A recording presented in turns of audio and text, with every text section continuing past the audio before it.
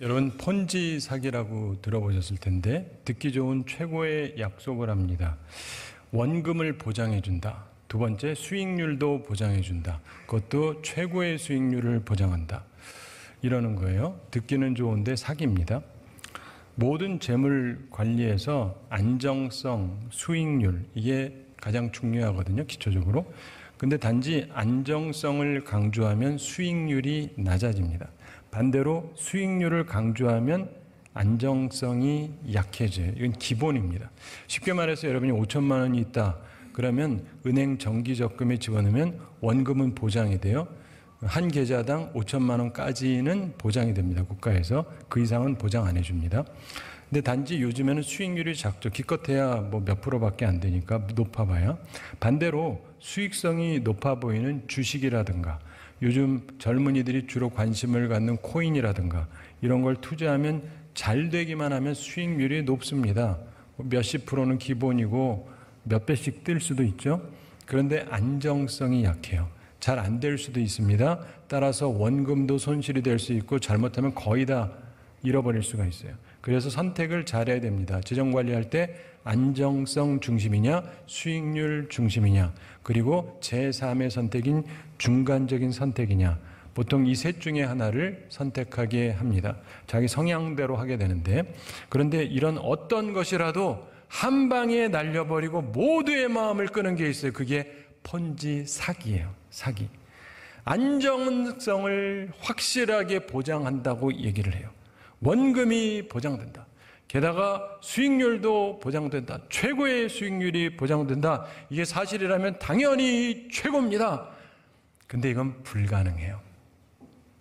불가능해요. 그래서 사기입니다. 사기. 근데 이것으로 미국에서 엄청난 일이 벌어졌던 거죠. 약 100년 전에 벌어졌던 일인데 우리나라는 그걸 지금도 써먹고 있고 국민들은 지금도 수없이 당하고 있어요. 여러분 중에서 혹시 당한 분이 있는지 모르겠는데 안 당했으면 절대 당하지 마세요. 뭔지도 모르고 있으면 당하기가 쉽죠. 이 폰지 사기라는 이름, 이 폰지 스킴, 이게 이 수법을 저지른 유명한 사람이 있습니다. 1920년대에 이탈리아 출신의 금융인 찰스 폰지라고 하는 사람에게서 이 말이 유래한 건데 이단이 폰지 사기하고 비슷해요. 그래서 폰지 사기를 제가 우선 설명드리는 겁니다. 양쪽 다 사기당하지 마세요. 보면 모든 좋은 것이 다 있어요. 시작도 좋고 과정도 상당히 좋습니다. 그런데 마지막이 처참해요. 왜냐하면 처음부터 사기이기 때문에 그렇습니다. 신약 고린도후서 11장 13절부터 15절 보면은 이런 말씀이 있죠. 그런 사람들은 거짓 사도요 속이는 일꾼이니 자기를 그리스도의 사도로 가장하는 자들이니라. 이것은 이상한 일이 아니니라. 사탄도 자기를 광명의 천사로 가장하나니 사탄도 자기를 광명의 천사로 가장하나니 사탄도 자기를 광명의 천사로 가장하나니 그러므로 사탄의 일꾼들도 자기를 의의 일꾼으로 가장하는 것이 또한 대단한 일이 아니니라. 그들의 마지막은 그 행위대로 되리라. 아멘. 여러분, 기업이라고 하는 것은 이윤을 창출하는 것입니다. 근데 이 폰지 사기라고 하는 것은요, 실제로 이윤을 전혀 창출하지 않아요. 근데 수익을 기대하는 신규 투자자들을 모읍니다. 그리고 그 투자금을 받아서 기존 투자자한테 배당 수익금을 지급해주는 방식으로 하는 다단계 금융 사기 수법입니다. 그러니까 처음부터 사기예요. 돈 빼서 돈 집어넣고 하는 거니까 처음부터 속이는 것입니다. 이 폰지라고 하는 사람이 본래 은행에서 일하던 사람인데 은행원으로 일하면서 부실한 은행에 있었습니다. 근데 그 부실한 은행장이 저지른 행동을 보면서 아, 요렇게 하면 되는구나. 이 범행의 아이디어를 얻었습니다. 그 설명은 생략하겠고. 근데 이 폰지가 국내 돈으로 미국에서 해외 우표를 사서 바꾸는 차익 거래를 통해서 돈을 벌 수 있다. 크게 벌 수 있다. 이렇게 포트폴리오로 투자자를 모집했습니다. 그러나 애초부터 사기를 칠 생각이었고 투자자들을 끌어모으기 위해서 그럴싸해 보이는 사업 아이템을 사용했을 뿐입니다. 근데 사람들이 많이 관심을 가지고 돈을 많이 냈어요. 결국 그는 투자자들의 돈을 가지고 그럴싸한 회사 사무실도 차리고 지점도 내고 자신은 고급 별장 사서 살고 고급 차 타고 살고 여가도 즐기고 살았습니다. 사실 뭐 머리 쓸 게 별로 없거든요. 다 사기니까. 열심히 할 필요가 없어요. 근데 이제 사기가 들통이 나서 5년 동안 감옥에서 살았습니다. 그리고 나서 추록하고 나서 다시 플로리다로 갔어요. 거기서 또다시 사기를 쳤습니다. 부동산과 관련해서. 그러다가 감옥에 또 갔습니다. 추록하고 나서 미국에서 이놈은 안 되겠다 해가지고 추방을 시켜버렸어요. 네 나라로 가라. 이탈리아로 돌아갔습니다. 근데 나쁜 습관을 버리지 못합니다. 거기서도 사기치려고 하는데 원체 유명해져가지고 안 통하는 거예요. 그래서 다른 나라로 갔습니다. 브라질로 갔어요. 갔는데 뭐 일이 되지가 않습니다. 실직하고 가난하게 살게 됩니다. 그러다가 심장마비가 오고 눈도 못 보게 돼 실명하게 됩니다. 그리고 뇌출혈로 반신불수가 됩니다. 온갖 질병에 시달리다가 60대 후반에 사망했습니다. 천벌인가. 하여간 끝이 굉장히 비참했습니다. 근데 우리나라에서 투자자 모집하면서 사기치는 경우가 무척 많아요. 거의 다 폰지 사기입니다. 제가 한국에 온 지 8년 됐는데 이런 얘기를 수없이 봐요. 곳곳에서 뉴스에 끊임없이 나와요. 그런데도 계속 당해요. 참 신기해. 여러분 지금도 폰지 사기가 뭔지 모르시면 기억하시고 너무 좋은 얘기다 그럼 일단 사기다 이렇게 생각하시면 딱 맞습니다. 그런데 그 악한 방식을 그대로 우리나라에서도 답습을 해요. 굉장히 비슷합니다. 이단도 그래요. 이단도. 폰지 사기처럼 대체로 비슷한 모습을 보입니다. 뭘까요? 도대체 어떻게 사기를 치길래 사람들이 속아서 넘어갈까요? 이상하지 않습니까? 짧은 기간인데 수만 혹은 수십만의 사람을 모으는 영적인 사기 기법. 오늘은 이단 경계 주일로 우리 총회에서 지키기로 한 날입니다. 이단이 하도 성해가지고. 그래서 한번 설교를 준비했습니다. 이 폰지 사기 당하는 사람들은 사실 거짓을 믿었기 때문에 문제가 된 거죠. 인생 망가지는 건데 오늘날 이단에게 속는 사람도 거짓을 믿어서 당하는 거예요. 근데 도대체 어떤 말을 하기에 그렇게 혹하게 되는가? 이유가 있기는 해요. 듣기에 좋아 보여서 그러는데 기억하기 편하도록 제가 3가지만 이야기를 해드리겠습니다. 이단에게 속는 3가지 일반적인 이유가 있어요. 첫째 뭐냐면 신령해 보여요. 목사가 희한한 소리 한다. 신령해 보여요. 그들을 보면. 둘째로 다른 복음을 가지고 있어요. 좋은 소식인데 우리가 얘기하는 게 아닌 다른 좋은 소식을 갖고 있어요. 그래서 성경을 보는데 특이한 해석을 해요. 그리고 심판날에 집중을 합니다. 그러면서 뭔가 다른 구원을 얻는 방법을 제시를 하는 거예요. 세 번째, 기존 교회와 목사를 공격을 합니다. 그 가르침과 말씀을 공격을 해요. 그래서 기존의 가르침을 믿지 못하게, 의심을 품게 만드는 거예요. 근데 그들은 특별히 마귀의 자녀들이라 한 가지, 거짓말 해도 된다고 생각을 해요. 확실히 마귀적입니다. 사기꾼들이에요. 사탄이 광명의 천사로 가장한다 그랬잖아요. 전문 사기를 치는 거예요. 그런 기초적 이해를 가지고 제가 설명을 드리겠는데 이단에게 속는 이유 첫째, 이들이 신령해 보이기 때문이에요. 그러니까 신령해 보이니까 된다 이렇게 생각하지 마세요. 고린도후서 11장 14절에서 사탄도 자기를 광명의 천사로 가장한다고 분명히 성경이 말씀하잖아요. 신령해 보인다니까요. 그리고 고린도후서 11장 15절에서 사탄의 일꾼들도 자기를 의의 일꾼으로 가장한다 이렇게 성경이 말씀하고 있어요. 신령해 보입니다. 그래서 사람들이 잘 속는 거예요. 본문 마태복음 24장 4절 5절에서도 말씀하죠. 예수님이 하신 말씀 우리 4절 함께 읽어보겠습니다. 예수께서 대답하여 이르시되 너희가 사람의 미혹을 받지 않도록 주의하라. 아멘. 이래야 되는 이유를 5절에서 말씀하죠. 함께 읽어보겠습니다. 많은 사람이 내 이름으로 와서 이르되 나는 그리스도라 하여 많은 사람을 미혹하리라. 아멘. 신령해 보이는 것을 넘어서 자기가 그리스도다 이렇게 선언할 거라고 예수님께서 말씀하셨습니다. 그래서 사람을 미혹할 것이라고 예수님께서 말씀하셨습니다. 그냥 선지자를 넘어서 그리스도라고 주장을 합니다. 정말 신령한 사람인 것처럼 보여요. 문제는 이들은 사탄과 그의 일꾼들일 뿐입니다. 속지 마시기 바랍니다. 이들은 대체로 예수님은 빼버리고 그리스도에만 치중하는 경향이 있어요. 아무튼 그 다음에 이단에게 속는 두 번째 이유가 있습니다. 다른 복음과 심판날을 강조하면서 미혹하기 때문에 사람들이 넘어가요.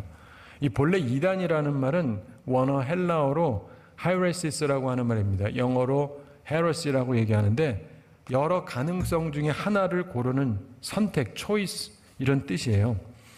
그들의 선택에 문제가 있는 거예요. 그들의 선택과 집중, 이거는 사람을 미혹하기에 아주 적당합니다. 심리적으로 강해요. 그런데 속임수일 뿐인 것이죠. 핵심은 다른 복음을 전하는 거예요. 복음은 좋은 소식이거든요. 우리가 기존에 갖고 있는 것과 다른 좋은 소식을 전해요. 갈라디아서, 고린도서에서 그들 가운데 다른 복음을 전하는 자들이 생겼고 그들을 주의하라 이런 말씀이 나옵니다. 갈라디아서 1장 6절부터 9절 말씀을 보면 다른 복음이라는 단어가 그 짧은 구절에 4번이나 나옵니다. 그리스도의 은혜로 너희를 부르신 이를 이같이 속히 떠나 다른 복음을 따르는 것을 내가 이상하게 여기노라. 다른 복음은 없나니 다만 어떤 사람들이 너희를 교란하여 그리스도의 복음을 변하게 하려 함이라. 그러나 우리나 혹은 하늘로부터 온 천사라도 우리가 너희에게 전한 복음 외에 다른 복음을 전하면 저주를 받을지어다. 우리가 전에 말하였거니와 내가 지금 다시 말하노니 만일 누구든지 너희가 받은 것 외에 다른 복음을 전하면 저주를 받을지어다. 다른 복음이라는 말을 하면서 2번이나 다른 복음을 전하면 저주를 받을지어다. 다른 복음을 전하면 저주를 받을지어다. 반복해서 강조해서 저주하고 있어요. 신약 성경에서.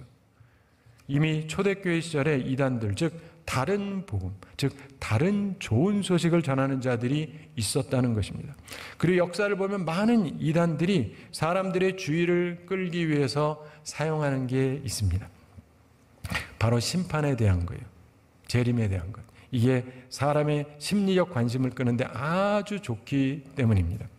예수님께서 본문 마태복음 24장 6절에서 말씀하셨습니다. 함께 6절 읽어보겠습니다. 난리와 난리 소문을 듣겠으나 너희는 삼가 두려워하지 말라. 이런 일이 있어야 하되 아직 끝은 아니니라. 아멘. 난리와 난리 소문을 들으면, 전쟁과 전쟁 소문을 들으면 우리는 두려워하는 경향이 있죠. 그리고 끝이 된 거 아니야? 이런 생각을 많이 하죠. 근데 예수님께서 뭐라 그러세요? 두려워하지 말아라. 아직 끝이 아니다. 7절 함께 읽어보겠습니다. 민족이 민족을, 나라가 나라를 대적하여 일어나겠고 곳곳에 기근과 지진이 있으리니 전쟁이 있을 것이고 곳곳에 기근도 있고 지진도 있을 것이다. 그러면 끝이냐? 아니에요.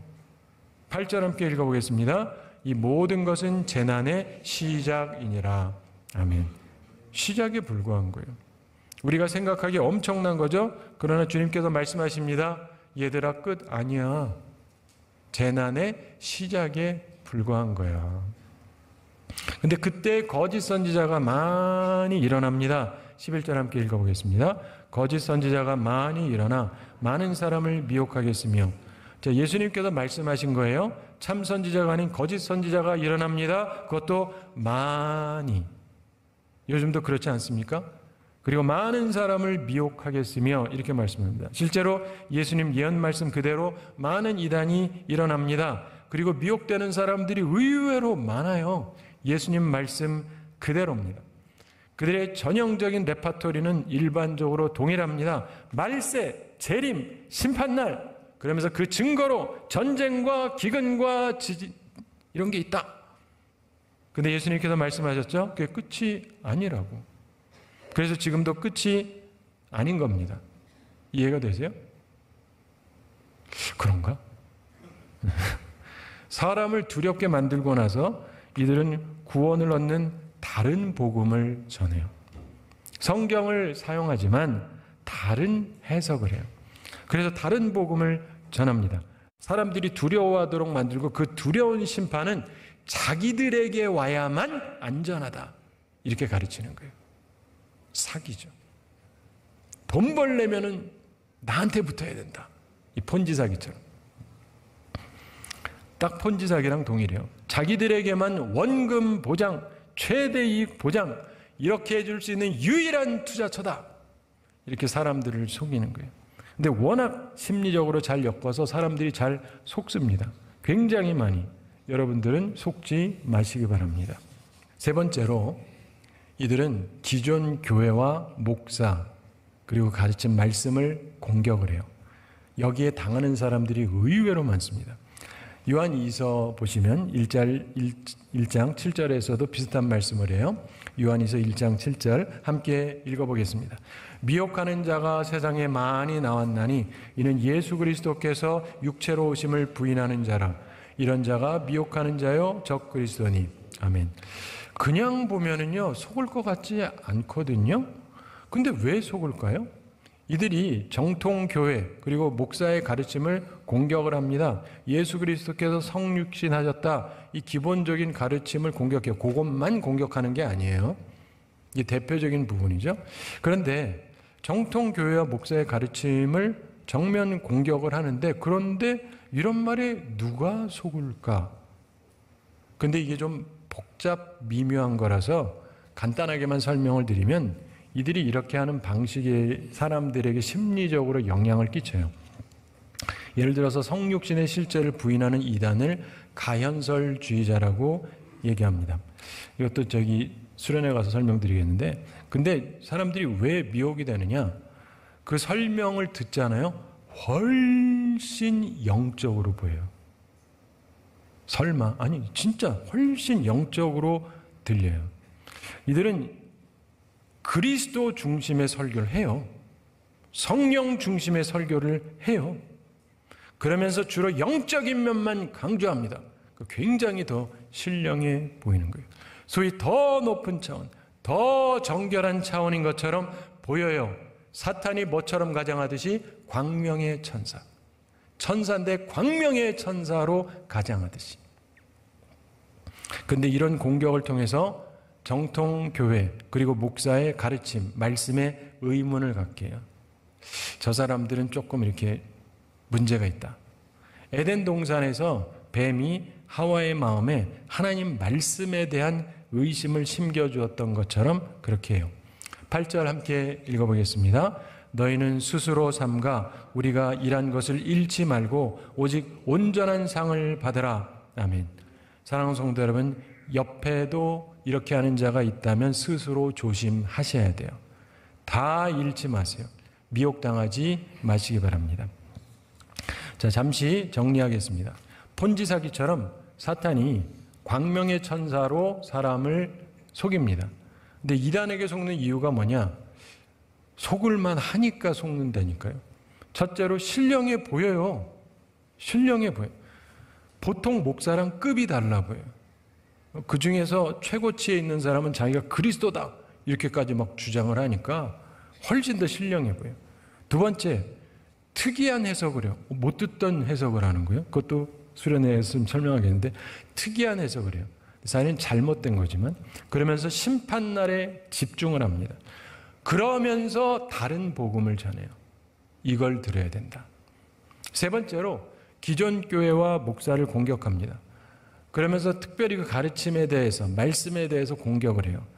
근데 그런 얘기를 계속 듣다가 보면은요 교회 가르침에 의심이 생기기 시작을 해요.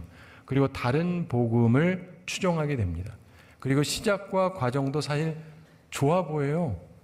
별탈 없어 보입니다. 단지 마지막에 가야 알게 되는데 총체적 사기이기 때문에 불못에 떨어지게 되는 것입니다. 따라서 우리는 어떻게 해야 되느냐? 성경은 예수 그리스도는 뭐라고 하시는가? 간혹가다 어떤 분들은 보면 뭐 그런 걸 꼭 따져야 되느냐 뭐 이런 분들이 있는데 그 안 따질 수가 없어요. 왜냐하면은 갈라디아서 5장에도 보면은 당짓는 것과 분열함과 이단 20절 21절에 보면은 이런 일을 하는 사람은 하나님의 나라를 유업으로 받지 못할 것이요. 이렇게 분명하게 얘기하기 때문에 그렇고 특별히 우리들이 이단을 규정하는 이단들을 보면 대체로 그들이 먼저 우리를 이단이라 그래요. 잘 모르시죠? 그냥 두지. 그냥 두긴요. 그 사람들의 말에 의하면 우리 다 지옥 간다는데. 근데 그냥 둬요? 이해가 되세요? 근데 사람들이 돌아가는 걸 너무 잘 몰라요. 근데 어쨌든 성경은 우리더러 어쩌라고 얘기하느냐, 예수 그리스도께서 뭐라고 얘기하시냐, 우리가 기억해야 될 세 가지 교훈이 있습니다. 잘 기억하시게 되기 바라는데, 첫째, 사람의 미혹을 받지 않도록 주의해야 됩니다. 예수님께서 말씀하신 마태복음 24장 4절 본문을 함께 읽어보겠습니다. 예수께서 대답하여 이르시되 너희가 많은 사람의 미혹을 받지 않도록 주의하라. 아시겠습니까? 사람의 미혹을 받지 않도록 주의하라. 그리고 5절 함께 읽어보겠습니다. 많은 사람이 내 이름으로 와서 이르되 나는 그리스도라 하여 많은 사람을 미혹하리라. 아멘. 다른 본문인 요한 2서에서도 동일한 말씀을 합니다. 요한이서 1장 7절 함께 읽어보겠습니다. 미혹하는 자가 세상에 많이 나왔나니 이는 예수 그리스도께서 육체로 오심을 부인하는 자라. 이런 자가 미혹하는 자요 적 그리스도니. 아멘. 예수께서 부활 승천하시고 나서 미혹하는 자가 세상에 많이 나왔다고 말씀합니다. 신약에 쓰여지던 시대에도 이미. 그러면서 말씀합니다. 8절 함께 읽어보겠습니다. 너희는 스스로 삼가 우리가 일한 것을 잃지 말고 오직 온전한 상을 받으라. 아멘. 스스로 삼가라고 말씀합니다. 주의해야 됩니다. 항상 기억하셔야 돼요. 사람의 미혹을 받지 않도록 주의하시기 바랍니다. 성경과 예수님께서 우리에게 주는 두 번째 당부의 말씀이 있습니다. 끝까지 견디라. 이런 말씀이에요. 마태복음 24장 11절 12절에서 말씀하죠. 11절에 거짓 선지자가 많이 일어나 많은 사람을 미혹하겠으며 12절에 불법이 성함으로 많은 사람의 사랑이 식어지리라. 13절 함께 읽어보겠습니다. 그러나 끝까지 견디는 자는 구원을 얻으리라. 아멘. 온전한 구원을 얻으려면 끝까지 견뎌야 된다고 예수님께서 말씀하셨습니다. 14절에서 이 전국 복음이 모든 민족에게 증언되기 위해 온 세상에 전파되리니 그제야 끝이 오리라. 이렇게 말씀했습니다. 무슨 말입니까? 쉽게 끝이 안 온다 이 말이에요. 그러나 우리는 끝까지 견뎌야 됩니다. 배교하면 안 돼요. 배신하면 안 됩니다. 다른 복음 따라가지 말아야 됩니다. 무엇보다도요, 불법이 성하게 됩니다. 그래서 사랑이 식게 돼요. 이런 슬픔이 있습니다. 박해도 있고 그래도 견뎌야 됩니다. 끝까지 견뎌야 됩니다. 죽을 때까지. 잊지 마셔야 돼요. 일사각오로 살아야 돼요. 한 번 죽을 각오를 항상 품고 있으셔야 돼요. 십자가를 지고 죽으면 부활의 영광을 하나님 아버지께서 주십니다. 그 믿음으로 끝까지 견디는 저와 여러분이 되시기를 바랍니다. 성령께서 우리에게 주는 세 번째 당부, 성경이 우리에게 주는 세 번째 당부, 그게 뭐냐면 이런 이상한 종류의 사람은 집에 들이지도 말아라. 그리고 밖에서 인사도 하지 말아라. 이렇게 말씀해요. 오늘 본문 요한이서 1장 10절 함께 읽어보겠습니다. 누구든지 이 교훈을 가지지 않고 너희에게 나아가거든 그를 집에 들이지도 말고 인사도 하지 말라. 정통교회와 목사를 공격하고 그 말씀을 공격하는 사람, 신령한 척하는 사람, 심판날에 대해서 말하면서 두려움을 조장하면서 다른 복음을 전하는 사람, 이런 사람은 집에 들이지도 말고 밖에서 인사도 하지 말라. 그래도 인사는 하는 게 낫지 않나요? 근데 제가 말한 게 아니라 성경이 하지 말라고 얘기했어요. 이게 하나님의 말씀이며 명령입니다. 지혜의 말씀 전도서가 말하죠. 사랑할 때가 있고 미워할 때가 있으며 평화할 때가 있고 전쟁할 때가 있다. 본문 요한이서 1장 11절 함께 읽어보겠습니다. 그에게 인사하는 자는 그 악한 일에 참여하는 자임이라. 아멘. 그 사람한테 인사하면 뭐라고요? 그 악한 일에 참여하는 거다. 제 얘기가 아니에요. 제가 여러분 책에다 막 써놓은 거 아니에요. 여러분 성경에 진작부터 적혀져 있었죠. 어떤 사람하고는요 인사도 하지 말라는 거예요. 그러는 순간 내가 그 악한 일에 참여하는 자가 됩니다. 성경 말씀이 그래요. 분명하게 할 것은 분명하게 하시기 바랍니다. 교회는 신앙을 해치는 자는 용납하면 안 되는 것입니다. 제가 두 가지 이야기, 그것과 관련된 이야기를 말씀드리면서 오늘 말씀을 마치겠습니다. 우리 모든 크리스찬이 잘 아는 폴리갑이라고 하는 분이 있죠. 이분이 주님을 위해서 나이가 들어서도 충성하고 그러면서 결국 화형을 당합니다. 그리고 순교한 충성된 교회의 지도자였어요. 근데 당시 폴리갑이 있던 시대에 교기에 유명한 이단이 있습니다. 마르시온이라고. 왜 수련회 가서도 설명할 텐데 이 폴리갑이 이단자 마르시온에게 물었습니다. 내가 폴리갑에게 그 이단이 물어봤어요. 내가 누군지 아시오? 폴리갑이 알죠. 근데 그가 뭐라고 얘기를 했느냐? 참된 믿음의 사람이 이단자에게 뭐라고 말했느냐? 이렇게 말했답니다. 사탄의 맏아들이요. 그렇게 말해도 돼요? 예수님이 바리새인과 서기관을 향해서 뭐라 그랬습니까? 이 독사의 자식들아. 나쁜 자들을 좋게 얘기해 주시면 안 돼요. 두 번째 이야기. 예수님께서 사랑하시던 요한에 대해서 전해 내려오는 이야기가 있습니다. 성경에 있지는 않지만 전해 내려오는 얘기예요. 그가 공중 목욕탕에 갔다 그래요. 근데 그때에도 이단자가 있었습니다. 목욕탕에 당시 이단자 세린투스라고 하는 사람이 있었는데 그랬더니 요한 사도가 소리치면서 도망 나왔다 그럽니다. 그러면서 그가 외쳤다 그럽니다. 진리의 원수 세린투스가 여기 있으니 건물이 무너질지도 모른다. 어서 피하자. 주님께서 사랑하시던 제자 요한, 충성스럽게 화형까지 당하면서 순교했던 폴리갑, 모두 이단에 대해서만큼은 확실하게 배척했어요. 코로나19는 피하는 게 상책입니다. 그렇죠? 네. 심한 전염성 폐렴 피하는 게 상책이죠. 이단에 대해서도 여러분 경계심을 가지셔야 돼요. 뭐 괜찮아. 괜찮긴. 미혹되지 마세요. 그들을 피하셔야 돼요. 멀리 하셔야 됩니다.